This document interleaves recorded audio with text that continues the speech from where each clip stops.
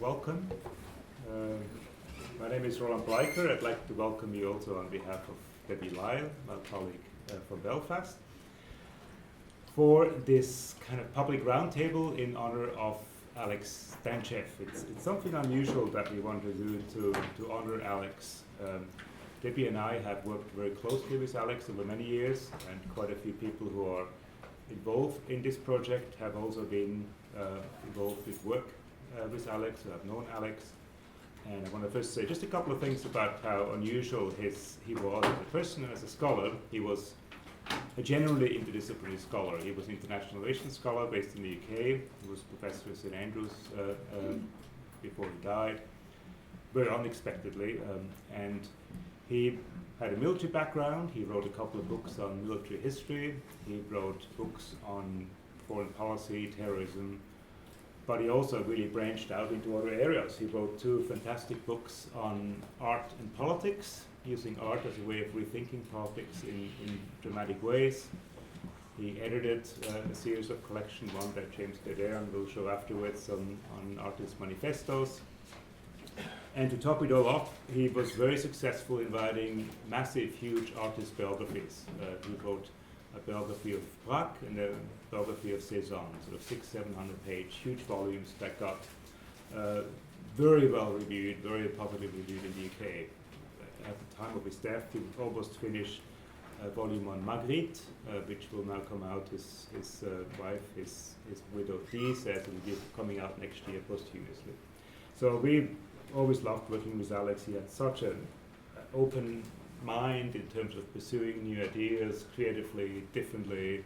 He was very generous with colleagues, especially with junior colleagues, about giving feedback, encouraging them. So he was just an amazing scholar, an amazing person, and we wanted to do something to honor his work. And that's when sort of I teamed up with Debbie, who again worked very closely with him. I worked closely with him. He was supposed to come here to work with us on this project. I was supposed to go to St Andrews. So this is the origin of this project. We spent the last 2 days workshopping around that with a group of people who worked with Alex and involved, but it's sort of only the very beginning of a project we have in mind for 2 or 3 years. And it's sort of open if other people want to come on board. This is an open project. We hope we'll have a workshop in the UK sometime next year, where Dee, his wife, can attend as well, a series of panels at conferences. And this is a beginning. So we spent two days basically brainstorming in view of eventually doing a book that is very different, very creative. We don't want to do a normal book with normal academic chapters, but something that's really just outside of the normal convention of academic publishing and be really creative and push the boundaries of what we do. So that's in some sense the end goal. And what we like to do here after we've spent 2 days workshopping is some sort of like two things. We like to present the project to you to get some feedback, to get a sense of whether we're on the right track, what else we could do, but perhaps also for us to crystallize what we've been doing. So that's sort of the aim. Before I forget, we also, once it's finished, we'll head down to drink to St. Lucy's, so everyone who is here has time to come along. Please join us if you want to have more informal interactions with the people in this project. So a few things about the project. I mean, the thing we've been grappling with really is the question of what is creativity? Like how do we pursue it? Where do we see it? How can we be creative? What's the process through which creativity emerges? What particular role does the visual play? And in today's workshop, we primarily had art historians and political scientists, but we want to go beyond these disciplines and look also, collaborate with people in geography and in literature in a range of domains, with artists and so on. So how can we sort of learn across these disciplines? How can we use the visual to address political issues in more innovative ways? In some sense, these are the questions we've been asking, and I put a quote here at the bottom from Alex, who says, contrary to popular belief, it is given to artists, not politicians, to create a new world order. Because artists are always pushing the boundaries of what we see, know, visualize, conceptualize, and that's where Alex found his inspiration to write about politics differently. And in some sense, that's our goal. So I'll be just speaking maybe for 5 minutes, and then we'll we'll have a range of people here presenting the various projects. But I'll give you a bit of a background. In some sense, our project is driven by three themes that were all inspired by Alex's work. The first one is what I mentioned, this whole link about between the visual and the creative. We want to sort of, in some sense recognize that the big issues about it, the big political issues, are unlikely to find solutions if we use the kind of methods we've always used to understand them. So I think we need to think differently to engage the big issues of our time, whether it's refugees, whether it's climate change. We need to really think creatively about how we conceptualize these issues and how we can understand and solve them. And we want to use Alex's approach to use works of the imagination to find different ways of doing that, of seeing the world anew, so to speak. So the participants in this project, they have sort of the brief to really go out, be wild, do things differently, take risks. We don't want a conventional book. We want a book that has a range of different contributions, small or big, very short prose poems, long essays, visual essays, experimental work, poetic work. So we're really open to a range of different things. So we want to push people to do things differently. But it's also not without risk. If you push things, it can look pretty foolish if you present something that's wacko and completely loses coherence. It's particularly risky for people, PhD students or early career scholars who don't have tenure. Where doing something risky isn't always seen as being solid. So there's risks with doing that kind of work, and we've discussed these risks involved in pushing the boundaries and doing things differently, writing differently. But that's the first sort of thing. We want to do something creative. We want to talk about what creativity is, how we can pursue it, how we can understand political issues differently, more innovatively. And the presentations will do that in various ways. The second point is we want to engage in interdisciplinary dialogue. And here we want to do more than what is normally done. Usually we get people together from different disciplines. Person A does art history, person D politics, person D geography, and then we all go home at the end of the day and say that was cool. But we want to really find a way of challenging ourselves and pushing ourselves out of our own comfort zone to really learn from different disciplines and hopefully to engage in collaboration across disciplines so that people team up and do cooperative works or work with artists and really do things differently in that sense. So that's the goal. Again, it's not easy. We have different conversation cultures. We've already seen in the last couple of days, people from art history have a very different way of talking about things, discussions than people from the social sciences, where just the culture of conversation is quite different. So we'll have to find a way of sort of pushing these boundaries. And again, Alex, he wrote artist biographies, he wrote international relations work. And one of the things he always said, when people told him, you have this all different personality doing artist biographies than doing politics. And for him, he always said it's the same thing. That's, for me, it's part of the same thing. It's doing things differently, creatively, and so on. The last thing, I think, it's questions of accessibility. You don't want to write sort of obscure academic treatises in disciplinary jargon that can only be read by the self-discipline people who already know that language. So we want to really write accessibly to speak both to the mainstream, but also to kind of broader audiences outside academia. And Alex wrote very accessibly. He loved writing. He wrote very poetically. He never used academic jargon, and he had this real passion for the craft of writing and for writing beautifully and accessibly. So these are the three themes that we try to pursue, trying to open up spaces through them and do it. And again, the project will take 2 or 3 years. This is the beginning. This was sort of a brainstorming session where we tried to figure out, all right, what are we doing? Who's on board? Who else can be on board? How do we run this? And so on. That's sort of the structure we've had over the last couple of days. We tried to group the presentations in various ways. Now, we tried to figure out how can we run this roundtable here. There's no way that everyone in the project, not everyone is here anyway, some have had to leave early, but everyone could present. Otherwise, we'll have like presentations of 1 minute and 40 seconds, and we still run over time. So the kind of consensus we had is that we give presentation space to out-of-town people who've traveled here, either from somewhere else in Australia or across town, in part because you would have had the chance probably to hear from UK-based people already. You might have the chance to hear from them again. So we'll have 5 presentations from people who are out of town, But everyone else who's in the project will come in, you can come in, we'll have a dialogue. But we hope the presentations will last about 40 minutes in about 5-6 minute crisp statements of, what's the key thing that I'm pursuing about visuality, creativity, what's unusual, how can we think about things differently. Helen Behrens had to leave, she's on field research in Latin America. Debbie Lisle will go last. She will sort of talk about her project and do a sum up. Gillian Whitlock is unable to come here today. She had an emergency to attend to, a positive one. Sue will be the first one starting off afterwards, and Sue is Professor of Art History at Griffith, and I always find it fascinating. She writes about very similar things than I do about aesthetics and politics and violence, but obviously from a very different disciplinary background, and it's interesting to see how that sort of pans out, writing about similar issues from completely different perspectives. Sally Butler again is UQ based, but she'll come in the discussion period. Choi is from Massey University in New Zealand, has written a lot on visuality and Korea. She won't present because her project is quite unique about a collage, but maybe she can talk about it in the discussion period if that comes up.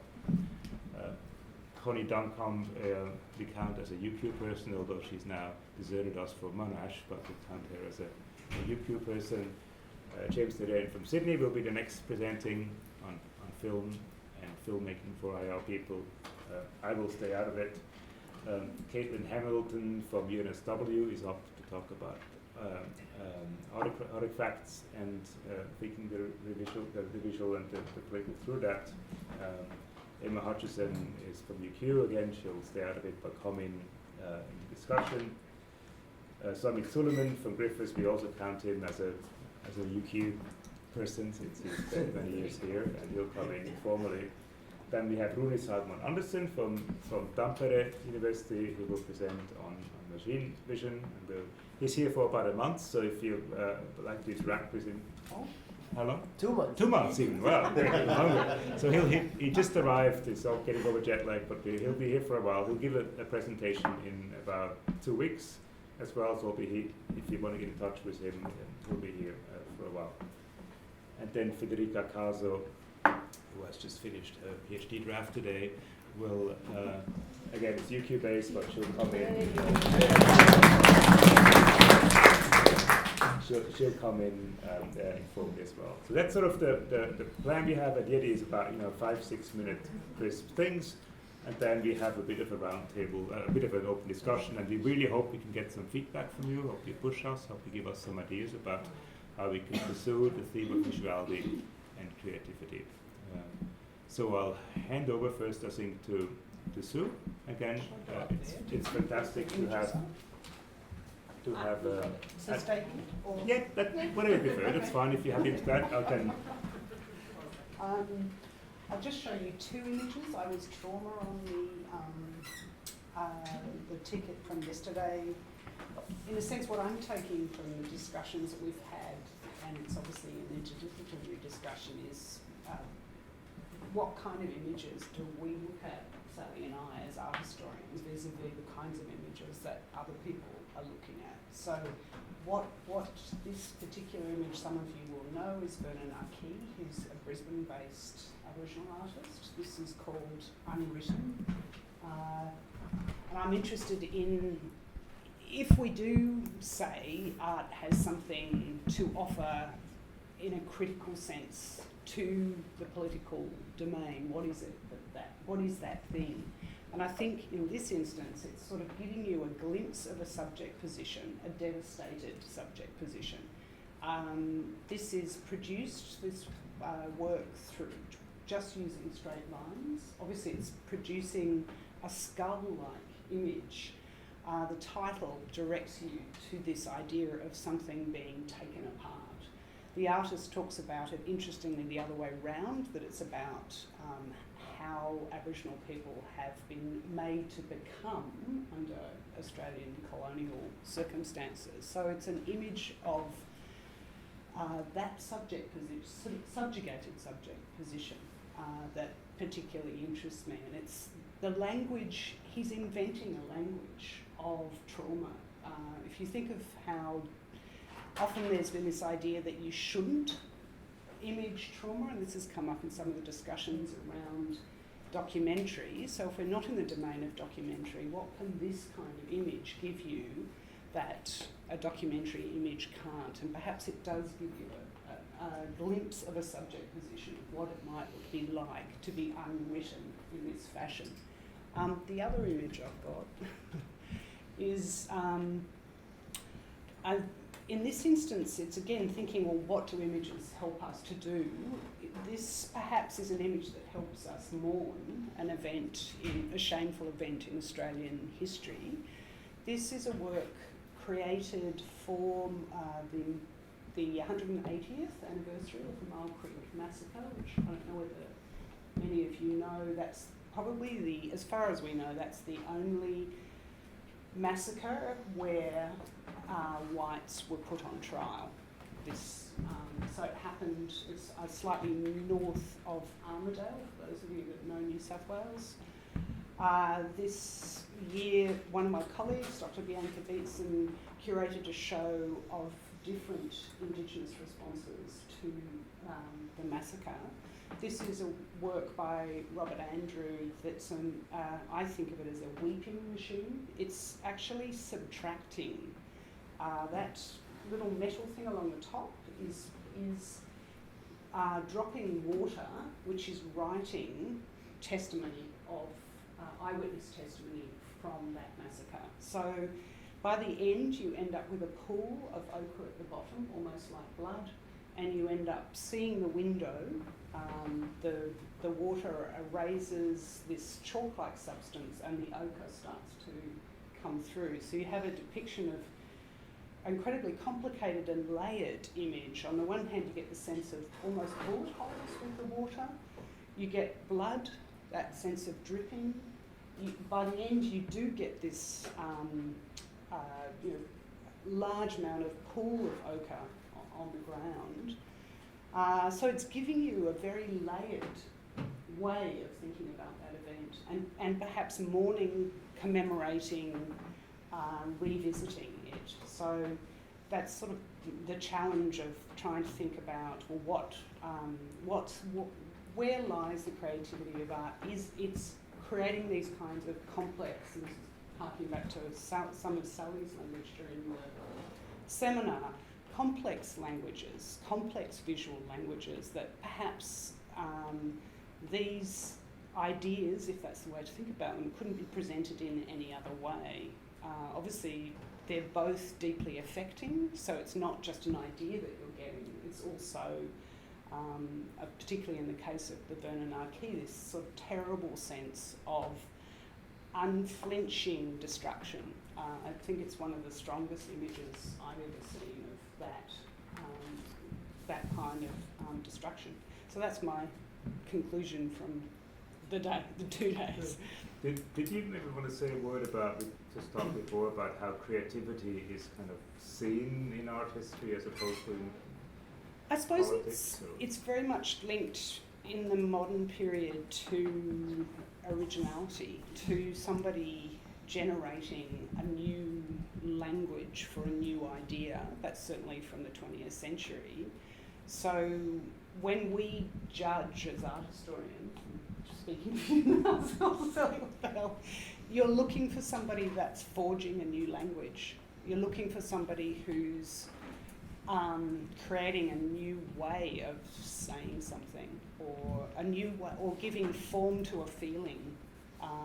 I guess that's often what people also get from literature. It's not simply visual art, that sense that artists can give us a way, a container or a form to think about mourning in one case or total destruction in another. So I guess it's creativity for art history, generally speaking, is around generating the new, would be how we'd think of it. And a new visual means it would be. So next we have James Derian, and most people here would know him so well he needs no introduction, but James is a professor of security at Sydney University, probably one of the leading international relations scholars who has for a very long time always pushed the boundaries of the discipline, thought things differently. I started working on film many years ago before others have, and he's a real leader in the field, and glad to have him up. So. Thank you. It's really nice. I've been saying this over and over again that Roland's doing a very brave thing, bringing visuality and creativity into a field that's not always rewarding that. So I think it's great. And I'm going to honor both Alex and you by reading briefly from 100 Artists Manifestos. I believe in synchronicities, strange coincidences, and right after I got the invitation to come here, I was at the amazing exhibition at the Museum of Contemporary Art in Sydney. And of course, where do you find his book? Not in regular bookstores. You find it in a museum bookstore. And he does this collection of manifestos, and one of the most famous ones is the Dada Manifesto, which happened, of course, in Zurich, which is your hometown, right? It is. And it starts off by saying, no more words.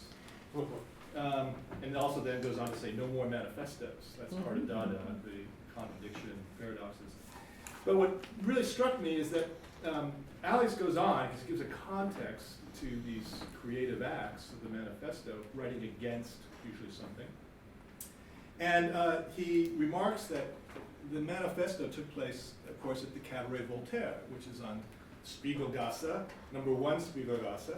And Alex, who's also a political theorist, mentions, of course, who just lived up the street, although he gets the address wrong, by the way. You better check this next time you're in Zurich. He says that this guy... It has moved. It's no longer at the original place.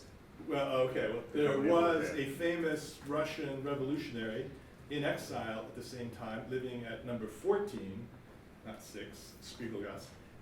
And Lenin was writing his most famous work, I think, on imperialism, the highest stages of capitalism. And I often wondered, if he heard the music, the craziness was happening at the Cabaret Voltaire, and I thought maybe I should go down instead of writing this book and just hang out with the Dadaists. What would have happened? Just the accidents of history. Now it gets a little bit weirder because Lenin, at the same time, he thought the revolution was not going to happen. He's in exile. He was about ready to go to New York to work for a newspaper, and he thought the revolution would not happen. In fact, he went to the Polytechnic in Zurich, where Einstein was teaching, and gave a talk, because Einstein was a revolutionary at the time, people don't realize that, on the failure of the Russian Revolution. And he also would go down to Café Odeon on the other way and hang out, not deep in conversation, but had a few encounters with James Joyce. So in this incredible location, you had multiple revolutionary moments in art, in politics, and in science. And so I think it's very fitting that Roland, is bringing a little bit of that to Brisbane and that history 100 years ago. And it's why I now in my own work am looking at how what I think to be the next source of revolution is going to be in a similar, call it what you want, convergence, consilience of science, revolution in science, arts, and politics. And that is being led by quantum. A post-Einsteinian, post-Marxist, post-Leninist, we hope, permanent revolution, which is why I have Trotsky here. What's interesting about permanent revolutions is they don't follow a linear path or necessarily, A followed by B by C, but can skip stages. And the thing about the quantum revolution that's happening with quantum computing, communications, artificial intelligence is it could it will be probably a big corporation that makes the first breakthrough, but it's very likely going to be a smaller power, maybe even authoritarian regimes that apply quantum technologies, not necessarily in a peaceful way. And so we could have a negative effect, and what we're making a documentary film about, an intervention that we hope will alert people to this potential revolution, is that there is, right now, probably 5 major players in this revolution.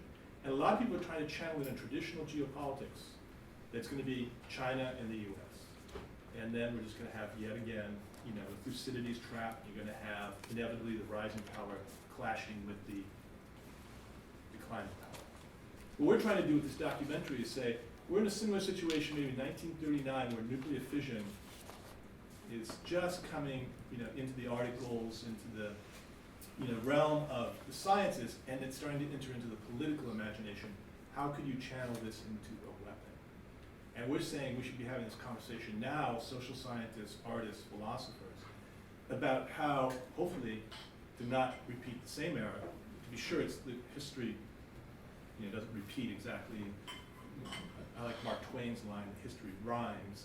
In this case, there's going to be a good rhyme or a bad rhyme with 1939, where a lot of quantum physicists who had been collaborating internationally now fall into national traps, and the atomic bombs created, used against Japan, was designed to be used against, obviously, Nazi Germany, which was developing a bomb as well.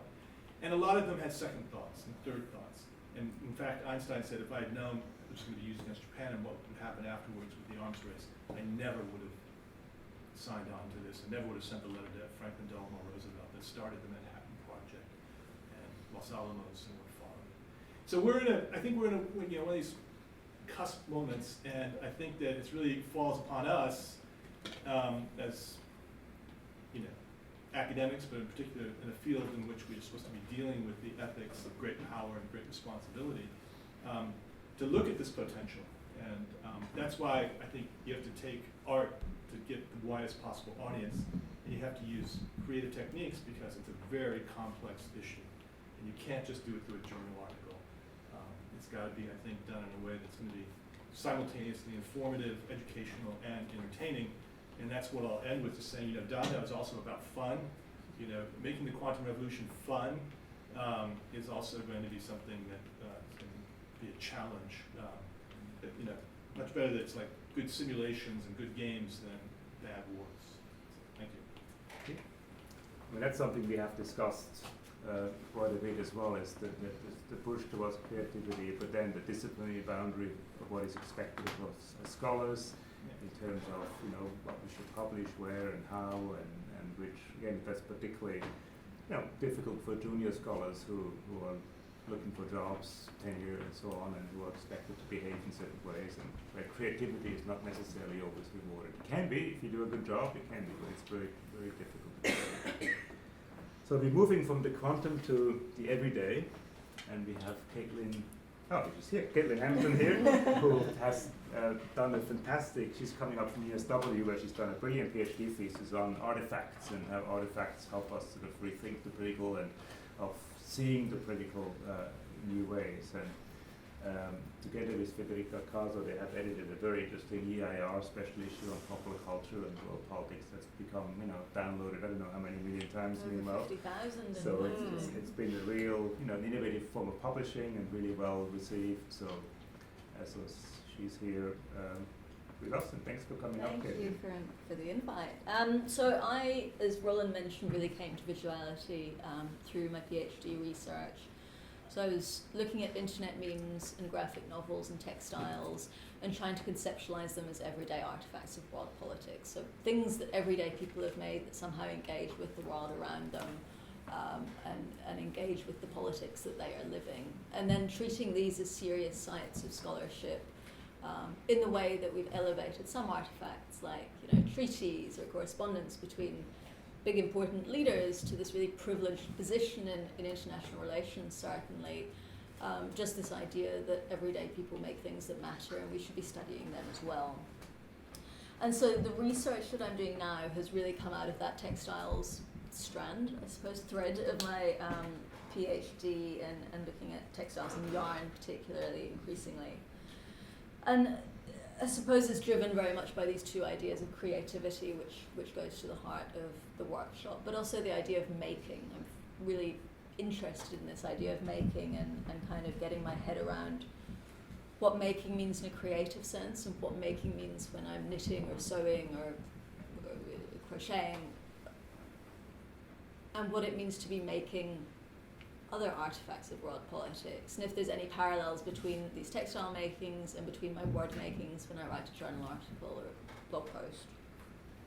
And I suppose one of the things with making is particularly thinking about yarn and the making of yarn and making with yarn are some ideas of like slow making and hand making, and meaningful, sustainable and ethical makings. And I think those are some concepts that we can really pull into world politics research, particularly that involving people and people's lives in interesting ways. But we'll see. So the project's still in very early stages, but the last couple of days have made me think about, there are three aspects really that I will need to, I don't want to say overcome because that sounds really negative, but I'll need to address. The first one is definitely a positive, that where with internet memes and graphic novels, to a certain extent it was quite easy to sidestep the makers, increasingly with yarn. And with these conceptions of making that I've already talked about, I don't think I'm going to be able to sidestep that for much longer. So the makers are going to have to become much more prominent in whatever I end up making or writing. And they're fascinating. This really isn't a bad thing, and really draws in some key international relations themes of resistance, political economy ideas, and also sort of ethics in the research process. The second thing, this workshop has been about visuality, and I suppose that hasn't always sat entirely comfortably with me for my research, because textiles and the other artifacts that I've studied, to just treat them as visual sources feels like I'm not doing them justice, because it's like the visual plus, if you've got a ball of wool, it's such a shame just to describe that it's grey and it's wound this way and it looks like this, when you want to squeeze it and you might want to sniff it, you want to pat it. I had to stop my mother patting all of the war quilts when we went to this exhibition, and it's just that automatic touchiness of it, and the thinginess of these things matters. And so part of what I'm going to have to grapple with is work out how the visual and the artifactual, or the thinginess, interact, and to what extent the artifactual is made up of the visual, and what else makes up the artifactual, how to pull all of that apart. And then the third thing that is particularly new but very exciting is that it's all well and good thinking about these things and producing more word makings, more articles, and doing the stuff that we're very used to doing in academia, but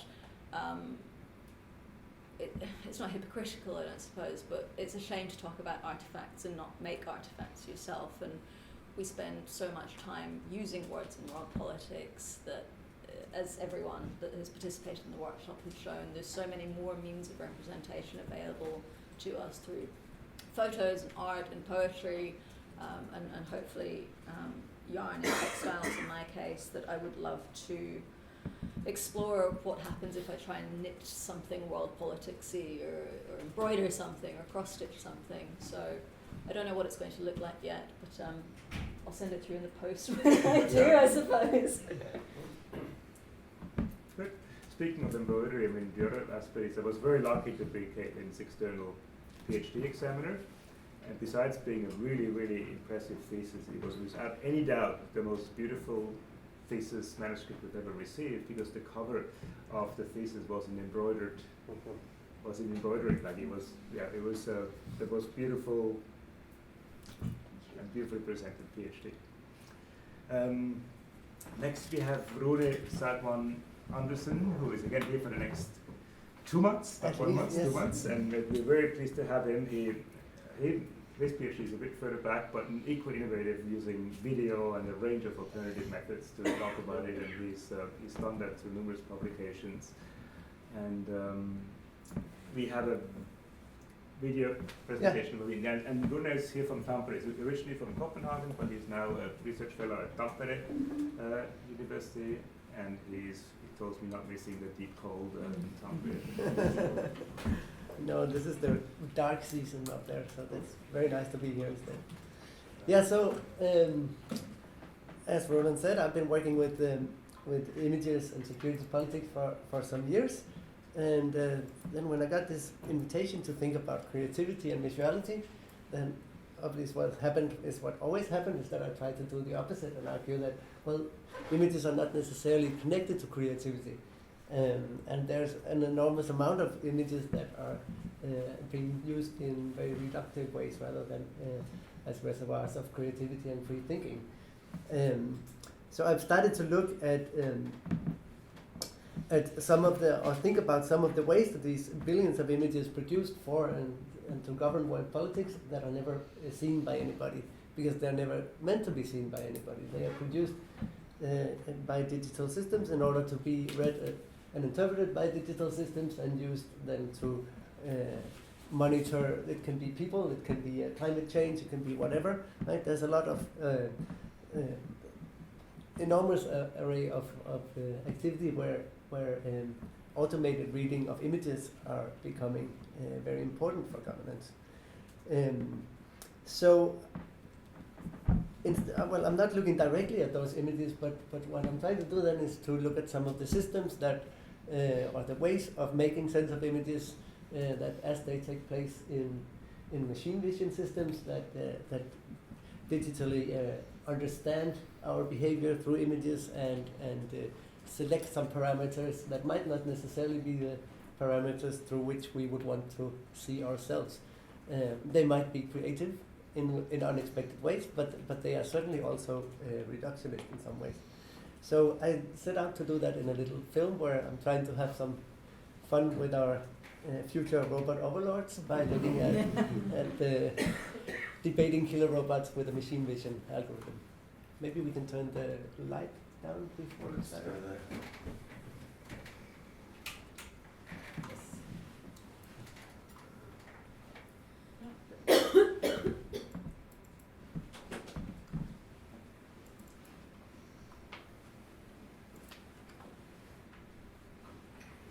Of course, there are developments in facial recognition, gait recognition, some kind of signatures of how people walk and so forth. And if you have a database, let's say you're looking for some particular individual, and you have a database of faces or videos of that, then you might be able to match against that, look for matches against that database. So the second objection you hear is that robots will be more ethical at killing, more likely to follow the rules of law, more likely to distinguish between civilian and combatant. Well, let me tell you, that's just simply naive. We don't know how to build today an ethical robot. And as for separating apart civilian from combatant, well, I'm afraid the complex computer vision systems that we would need to do that are decades away from being invented.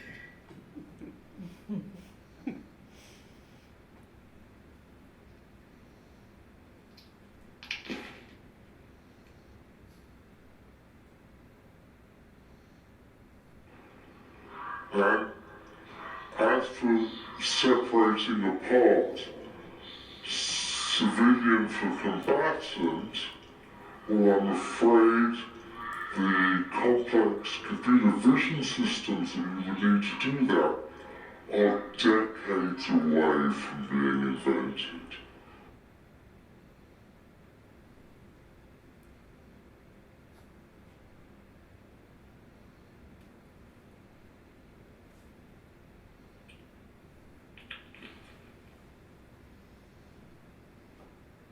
That's it.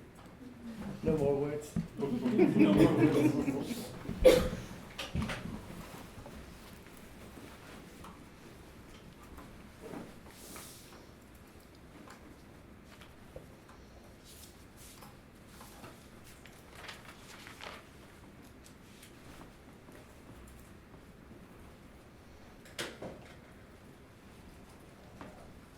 Last presentation is Debbie Lisle, who is organizing, collaborating, and co-doing this project with me. She was a very close colleague of Alex Danchev, and she, as many of you will know, is a leading scholar in international politics, who's again done exceptionally innovative work on anything from tourism to borders to visuality to a range of things. She will also be here for another week. or so. She'll be giving a seminar on her research on Monday, if you're interested. Monday, 3:30 to 5, in this room, and she will also give a master class particularly for early career scholars, PhD students, postgraduate students, where we have at the moment, I think, 16 people enrolled, so we've got a couple more places left, and we want to make that quite small. It's on Tuesday afternoon at the Art Museum, but for now, I think we'll give Debbie the last word for a project, maybe a bit of a wrap-up if you want to kind of pull the lines together or draw the lines together or Okay. make sense of what we've heard. I'm just going to do a small bit on this photograph, and then I'll maybe say a few things about Alex by way of wrapping up. This intervention is entitled "Why My Photograph Sucks." So this photograph of 3 chairs is from a series of photographs that I took of an abandoned hotel on the island of Kos, the Greek island of Kos, where thousands of migrants camped or passed through in the summer of 2015. I've exhibited this photo along with a number of the other photographs that I took, and I've published a co-authored piece looking at the method of using photographs and questions of memory. And I have become increasingly frustrated by the responses to this image. This is seemingly the image that everybody wants to use as the cover for the exhibition, and the kind of the image that will speak to what we're trying to talk about. And I've been frustrated with my own feelings about this image, so I'm having a sulk, and that's what I want to talk about. The photographs that we took, I did the research with a colleague of mine. We've done co-authored stuff, but we're also doing separate work as well. They documented the space, they documented the objects in the space, but of course they also aestheticized the space, and it's that practice that makes me uncomfortable. Because in the aestheticization of this abandoned hotel, the picture that you're looking at becomes really vacuous and empty, clean, sanitized, and in my view, too easy, cowardly, and ultimately depoliticizing. I wonder whether I feel shame about this image now.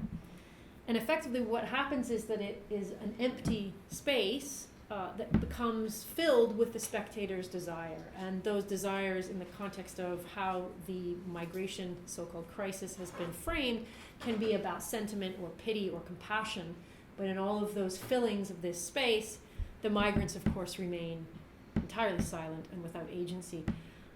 But my point is that there's no way to make this photograph okay. There's no way to make this photograph anything other than it is, and I'm not actually interested in rearranging it or adding text or recurating or augmenting it in order to put the politics back in.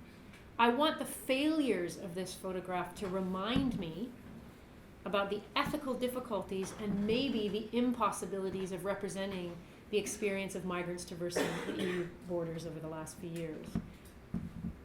I don't think, I'm not sure, but I don't think that there is a way to create, in these conditions, on the one hand, a photograph with human subjects in it that is non-spectacular or non-exploitative, or on the other hand, like this, a photo of the aftermath where there are no humans that is non-sanitizing, non-aestheticizing, and more interestingly for me, non-cathartic, because I'm interested in what non-catharsis might look like. So I don't want to clean up this already too sanitized picture. I want to try and live with this impossibility and its constant troubling presence. So from those feelings of failure and despair, I now want to turn to Alex, because Alex, who I worked with, as Roland said, it was a very unlikely friendship. Alex is very sophisticated, neat, put together writer, thinker, very disciplined in a way. I am none of those things. But what I really appreciated about Alex was his attachment to creativity, his personal attachment and his practice of creativity in writing, but also the manner in which he was able to be a critical thinker across all the spaces that James and Roland have talked about. But he was critical in the most graceful way and in the most generous way. And so it's something I've tried to emulate. And what I think that he took from this notion of creativity was a kind of joy. And so I've been thinking a lot about joy in the work that we do, especially when I'm doing work in the conditions such as the ones with migrants. And so one of Alex's big arguments about art was that art makes us less deceived. And so I think that my struggles at the moment and my conversations with Alex I really want to believe that. I really, really want to believe that. So I'm trying very hard to believe that. I'm not sure if I do. On good days, I think I do. So I'll end it there. Thanks. Thanks, Debbie. We have plenty of time for discussions. We also have, as I flagged, several contributors, UQ and Bristol-based contributors who are part of the project, who can perhaps talk about their own contributions. So we have enough time for everyone to have a say. But we really appreciate any kind of feedback we can get. If you're interested in getting involved or something, we're keen to hear about it. So anything that can be views or of critique would be very, very much welcome.